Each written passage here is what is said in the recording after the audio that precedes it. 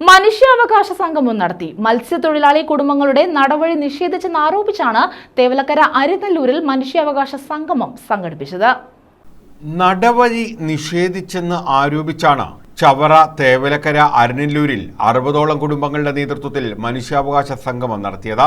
DHRM chairperson Selina പ്രാക്കാനം സംഗമം ഉദ്ഘാടനം ചെയ്തു.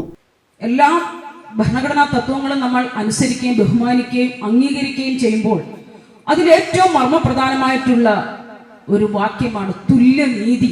ആ തുല്യനീതി ഇന്ന് നമ്മുടെ രാജ്യത്ത് നടപ്പിലായിട്ട് 75 വർഷം പൂർത്തീകരിക്കപ്പെട്ടു. 1-2 അല്ല, 75 വർഷം.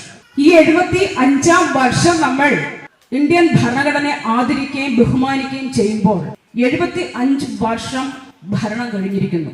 പക്ഷെ ഇന്നും ഈ ഇരിക്കുന്ന നമ്മളൊക്കെ തൊഴിലാളികൾ തന്നെയാണ്. മത്സ്യത്തൊഴിലാളികളല്ലേ, മുതലാളിമാരല്ലല്ലോ. അല്ല, കേവലം മീൻ പിടിച്ച് അന്നന്ന് പോയി ഉപജീവന മാർഗം കഴിക്കുന്ന മത്സ്യത്തൊഴിലാളികൾ. ഈ കുഞ്ഞുങ്ങൾ വളർന്നു വരുന്നത് അവരെ എങ്ങനെ നമ്മൾ അറിയപ്പെടുന്നത്?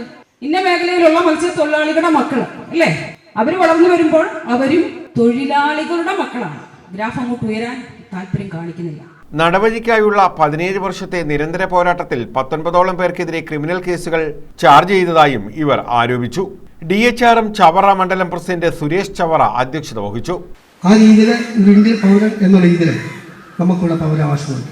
നമ്മുടെ ഭരണഘടനയിലൊക്കെ അത് വളരെ വിശദമായിട്ട് അതേ സംബന്ധിച്ച് പ്രതിപാദിക്കുന്നുണ്ട്. ഭരണഘടനയുടെ 14 മുതൽ 35 വരെയുള്ള ഭാഗങ്ങളിൽ മൗലികാവകാശങ്ങളെ പറ്റി പറയുന്നത്. ഒരു പൗരന് മാത്രമേ പറ്റൂ. ഒരു വിദേശി നമ്മുടെ രാജ്യത്തെ ഒരാളുകൾ അല്ലെങ്കിൽ നമ്മൾ വേറെ രാജ്യത്ത് ചെല്ലുമ്പോൾ ഒരു വിദേശിയെ പറഞ്ഞാൽ നമുക്ക് അവിടെ ലഭിക്കുന്നത് അല്ലെങ്കിൽ വിദേശിക്ക് നമ്മുടെ രാജ്യത്ത് ലഭിക്കുന്നത് പൗരാവകാശമല്ല, മനുഷ്യാവകാശമാണ്. സ്വതന്ത്ര മത്സ്യത്തൊഴിലാളി ഫെഡറേഷൻ സംസ്ഥാന general secretary Babu Leons, People's Movement for Human Rights state president advocate Abraham Chettissery, Santhosh, Joy Cleetus, Binsy, Seeja തുടങ്ങിയവർ പങ്കെടുത്തു.